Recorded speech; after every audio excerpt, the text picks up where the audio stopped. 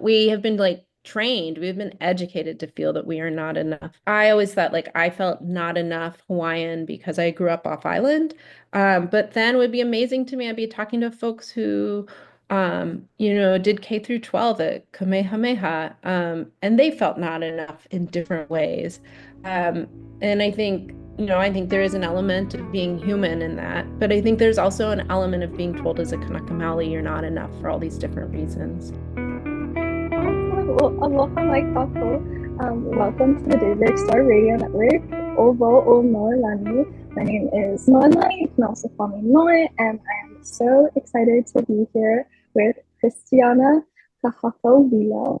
Kahakauwila. Yeah, aloha e Noe. It's such Um, a pleasure to be here.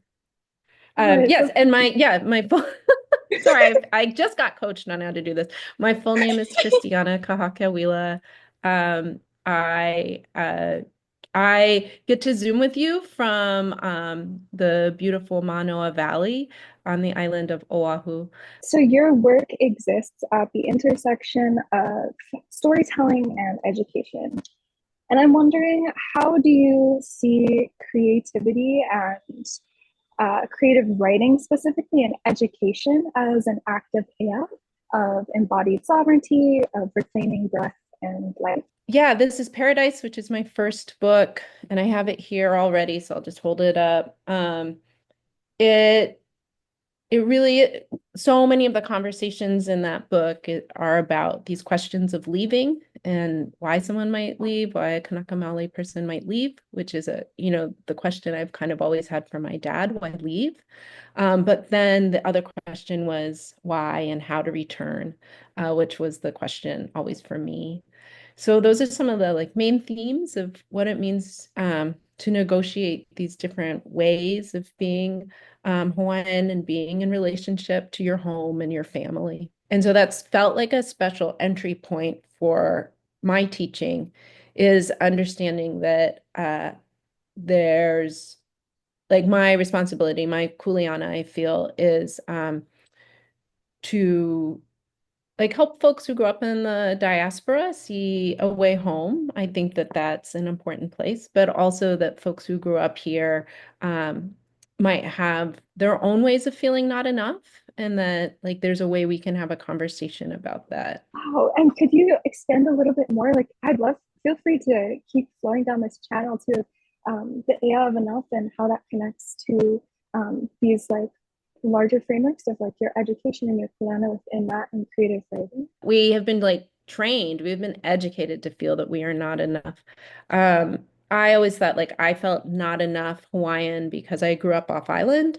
But then it would be amazing to me. I'd be talking to folks who, did K through 12 at Kamehameha, and they felt not enough in different ways. Um, and I think there is an element of being human in that, but I think there's also an element of being told as a Kanaka Maoli, you're not enough for all these different reasons. And so, yeah, to practice like the ea of enough is in part, and this is some of my interpretation of things that No'u says and writes about, is in part to just all to like do the work of saying I am enough and I'm enough in my own identity and identities and that's like a sovereign motion. Within that story and in your other works too, your stories deeply root themselves in Hawaii's landscapes and the people, the lives intertwined. And I'm wondering within the realm of Aloha Aina, how does Aloha Aina's like love of the land, love as the land, manifest in your writing process, and not just thematically, but also in the way that you shape story, characters, and the language itself. My second book, and I don't, I don't mean to like but look, I have it right here. Oh, show it to the screen.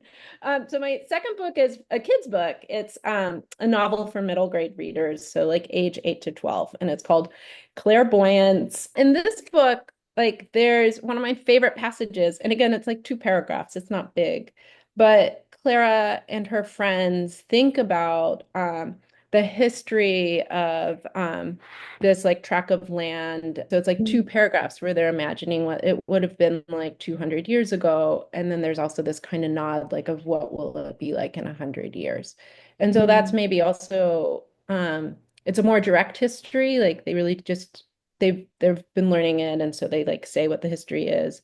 But there's also this future look, and that feels like a mm, moment of aloha aina also. Um, mm, and the story of kalo and tending and why we tend and care for kalo is woven into the book. So those are kind of, I got to be more direct in some way because when you're writing for younger readers, you want to just sort of explain things at times. Like you can't always kind of rely on the edges. You want to be more direct.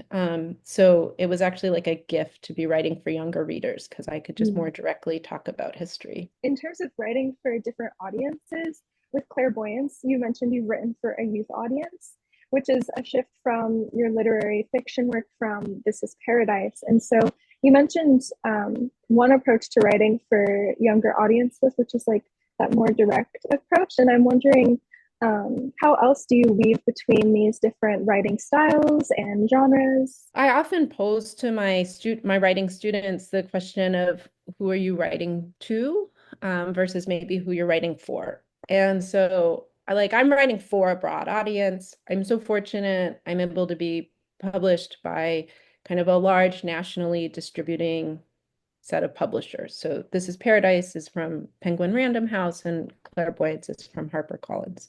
So I know it's going to have kind of a large spread. But so that's who I'm writing for, kind of a very large audience. And This is Paradise is like vaguely adult humans, and Clairvoyance is very vaguely child humans, but I'm happy to, expand that. Um, uh, but who I write to, like these stories are love letters, or this novel is a love letter. For This is Paradise, I had like individuals in mind for each of those stories. I start to have a sense of what to explain or what not to explain because like I don't need to explain certain bits of humor or joke if the you know the special audience on the other end already knows it. And then that actually like draws in the larger audience because they get to feel like they know it.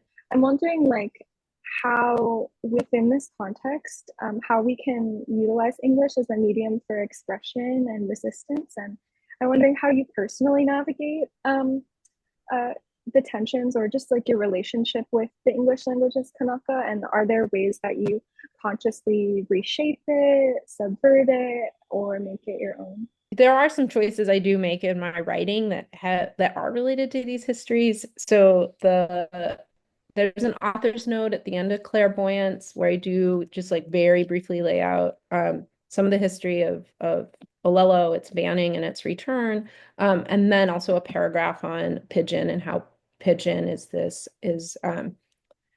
Creole language that it comes from, an immigrant history here in Hawaii and the mix of Olelo Hawaii, Cantonese, English, and Portuguese, mostly, and then of course other languages and their vocabulary filters in.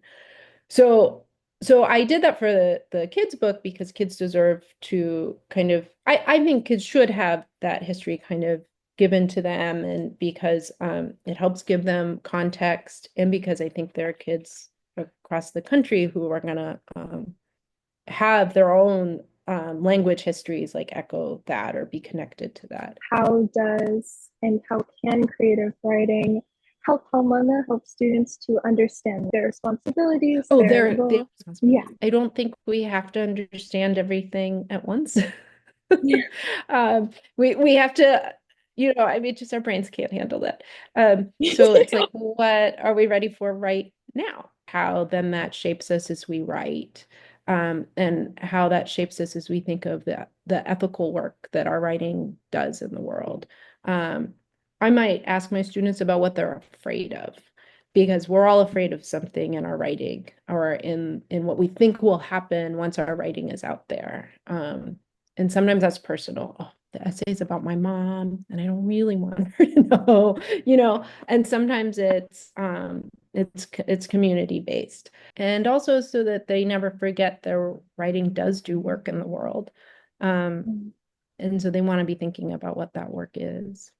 What advice would you give to the next generations and the youth, particularly those who want to tell stories that are true to themselves and their communities? Write the story that only you can write. Um, and like that's one way to kind of finding your voice and your vision. Um, Surround yourself with people who will love you and also challenge you in loving Mm. ways. And I think that kind of creating these sorts of nets are really important because on the days that you don't feel creative or you feel tired, you feel stressed, to be held by your net is so important. And then other days you have to hold others, and that's important too.